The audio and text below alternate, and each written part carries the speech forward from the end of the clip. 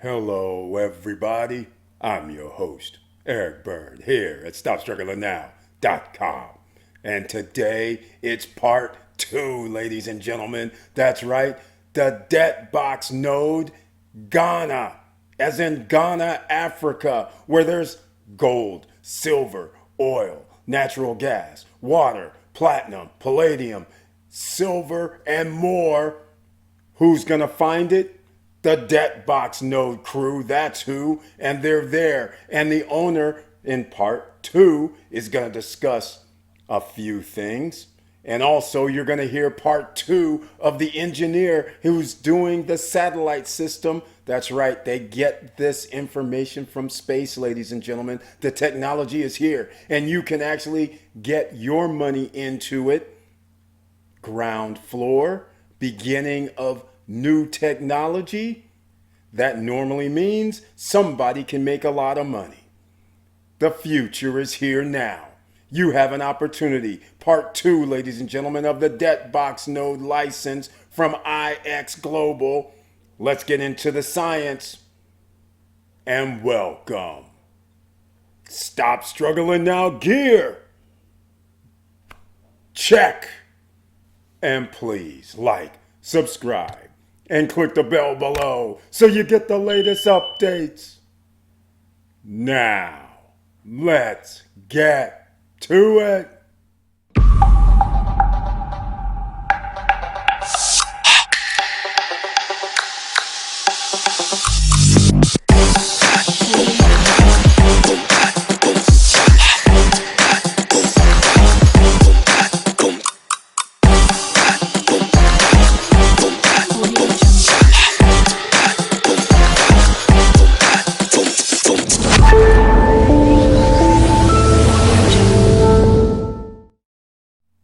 All right, welcome back, ladies and gentlemen, and please share the videos because you never know who you're going to help. And in a recessionary environment or not, there's people out here looking for their extra streams of revenue, earning daily income every day without actually going to work, while you're sleeping, while you're on vacation, while you're watching TV. It doesn't matter.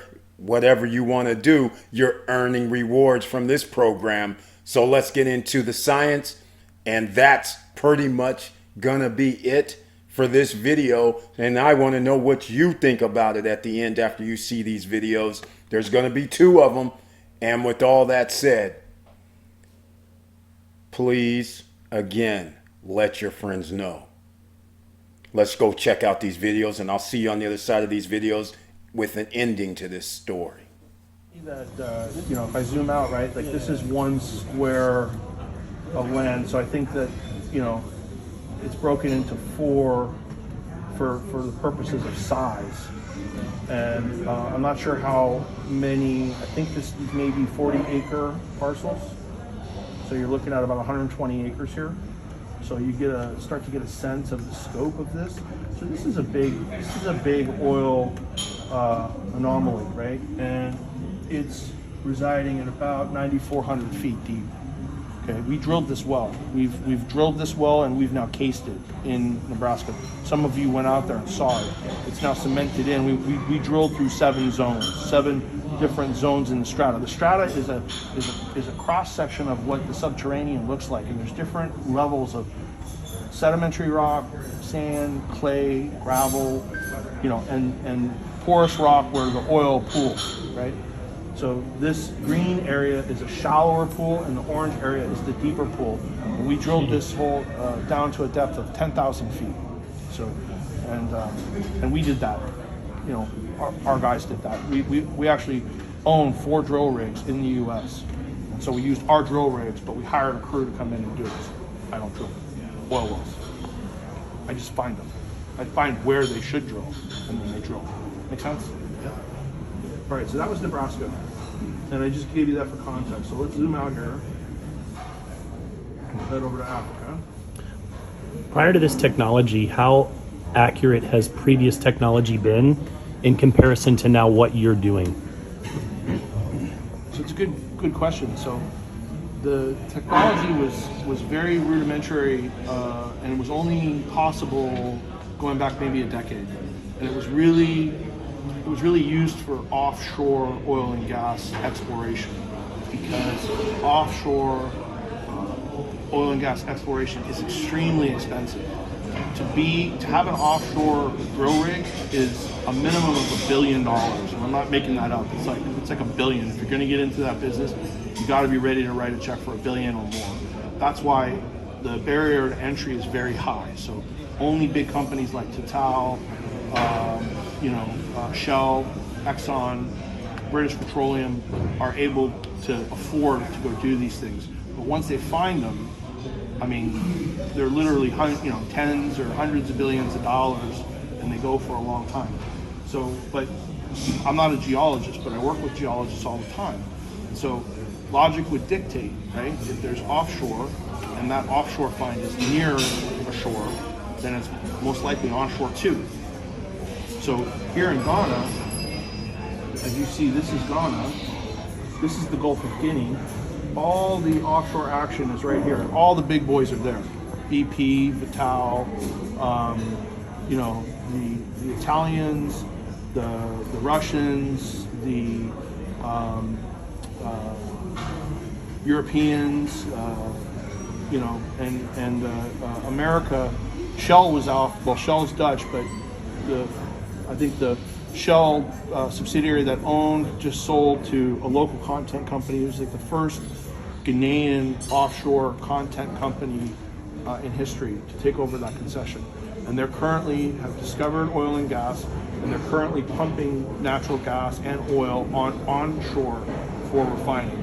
And then in Tema, which is towards the east part of the country, is where they have a grade A refinery, the Tema oil refinery, where they refine that crude oil into petrochemical products, diesel fuel, petrol fuel, aviation fuel. And in fact, when Air Force One flies through Africa, it stops only in two places, Ghana and South Africa.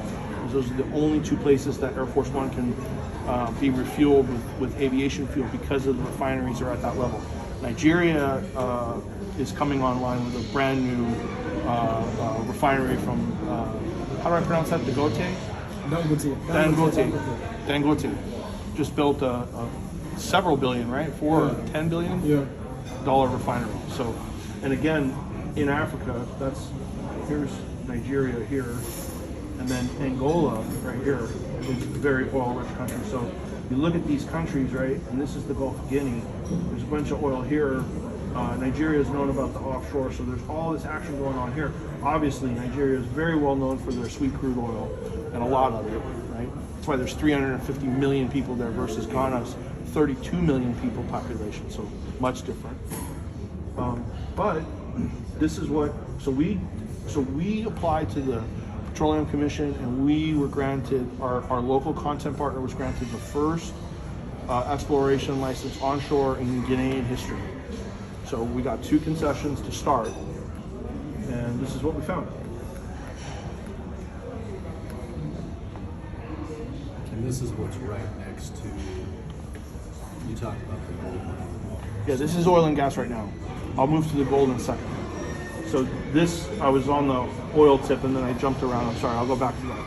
So this is what we found. So these blue and brown and dark areas are different layers of the strata for crude oil, and then the big kind of teal is natural gas, and it's about 20,000 feet deep. So it's very deep. But as I was just talking with Roy and demonstrating, we just drilled a hole that was 10,000, so half the depth in Nebraska that we're going to drill here. So we're capable of doing it because we've already done it, right? We just got to go twice deeper. And our proprietary technology allowed you to be able to find that. Yeah, to be able to. The other process of what we do is we look at, we'll talk about Explorer now, about bringing new projects on. Everyone wants to know the value of Explorer, why it's spiking, what's happening, why does that one go higher than the other.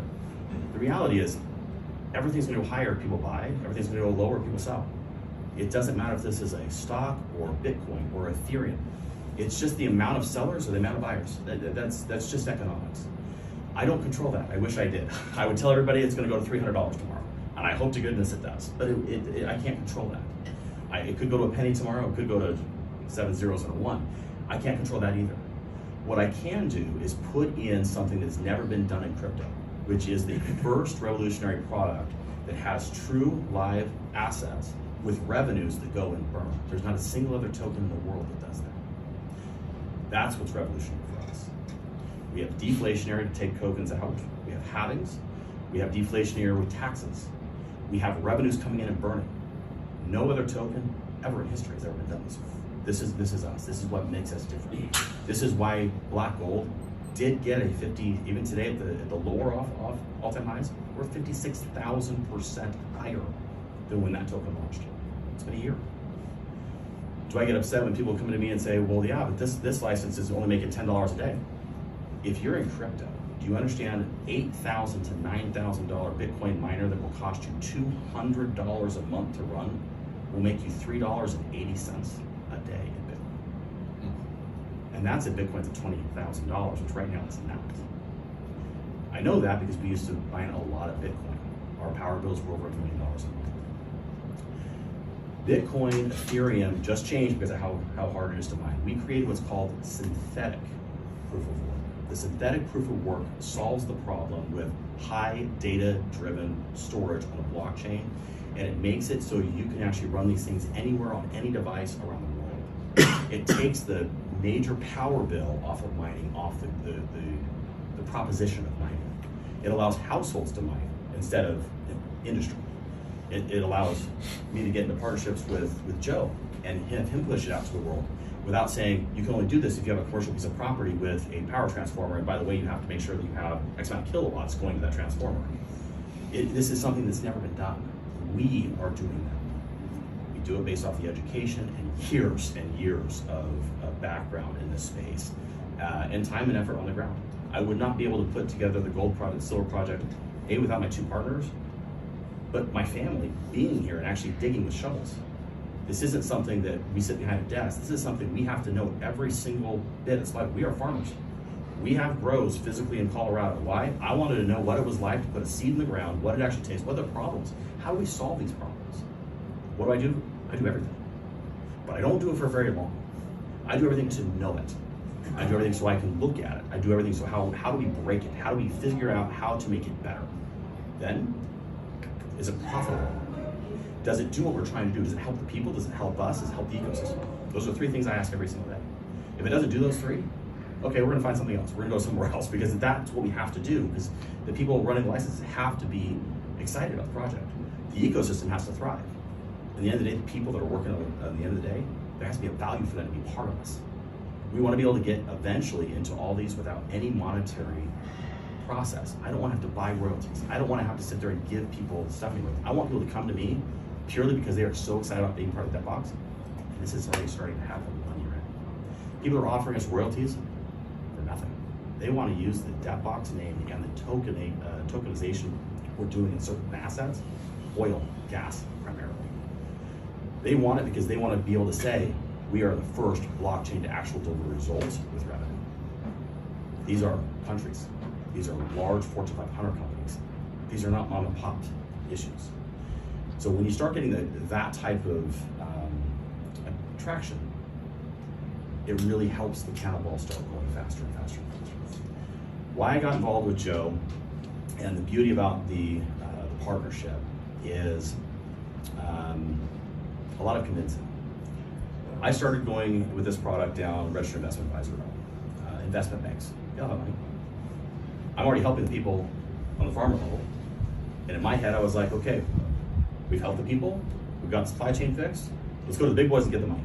That's where the money is, let's just go there. And my brother and I looked at a lot. I brought him on as some consulting for Debtbox. And I talked with my family quite a bit. I brought my partners, Roy and Shad, on. We looked at it. And how do we get this to more people? How do we help people that are in areas that we're not actually growing, we're not mining, we're not doing the drilling? How can we spread this wider? Well, my brother had an ingenious idea, and he said, take this to multi-level marketing. And that was about a 5-second conversation. I said no.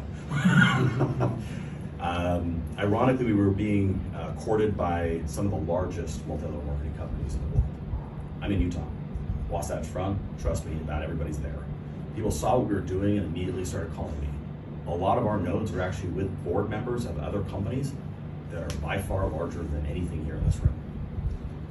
Millions of distributors. The reality is, we weren't ready for that. We wanted to grow with somebody. I didn't want to deal with a board. I wanted to be able to deal with somebody that I can have a common conversation with. We can have common goals, and we can leave a 5 to 10 minute meeting and have a handshake or have a disagreement, but one way or another, tomorrow we're gonna get up and talk to each other. We're gonna figure out this out. You deal with a board, I am the controller of debt box. I have a debt counsel to basically give me good counsel to make sure we're doing it right. We've instituted voting for our node holders so that now I can get communities to start going. Why are we not fully decentralized? We have farms to run. We're not like any other blockchain project either. We cannot be fully decentralized. As much as I would love to say we are 100% decentralized, that will never happen unless I decide to mine and grow stuff in the metaverse. And there's no money there, so let's not do that. I looked at this as being a partnership with Joe and me after the Africa trip. I went to Africa, I met a lot of you guys there. I got on the plane to South Africa and I told my brother, I'm gonna do this. I said I would. My answer is probably gonna be no when we get on the plane on my own. But I wanna go see it for myself, I wanna see the people. You guys in this room made the decision for me to say yes. It was how pleasant you were. The individuals in South Africa changed the projection for IX forever. Because I sat there and on the way home, I looked at Joe and I said, I can't believe I'm gonna say this. We need to talk when we go home. Jake almost passed out on the plane when coming home. He said, I did not think that was gonna happen. Joe and I worked out a strategy to put things out to the market very quickly as a pool to test it, to just try and figure it out. That was natural gas. We released it early. We gave you guys the pricing that our node holders start with. Joe bought a large block and allowed you guys to sell them. Today, you still have them less than I sell on our side by a lot. We're still going to investment banks. We sell millions of dollars in chunks from the investment banks. Our natural gas license is over $70,000 from our side. I think Joe's still selling for under $7 grand. So he should raise his prices. But we're almost sold through that project. The nice thing is, black gold and natural gas, we have a contract in-house as long as Joe sells around 100 and change left. We will be sold out of both those projects, and both those projects will turn to NFTs in the first quarter of next year. How cool will that be? Raise your prices. We have, without being the same company, we have a very good working relationship.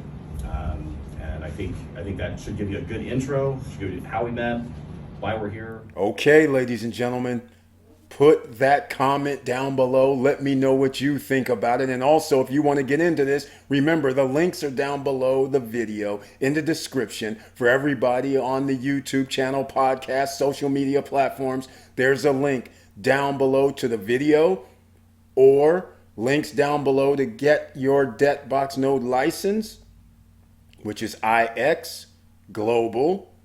Or if you want to join us on our group opportunity plan, the 2250 XPLR business opportunity for a minimum of $250 contribution to get in, and whatever percentage you put in based on the $2,250 price.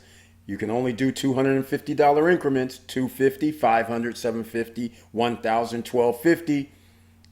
And you can use your debit, credit, or checking account via PayPal, or you can use crypto, USDT, and on 6 or 7 different blockchains. So therefore, there won't be a problem that way either.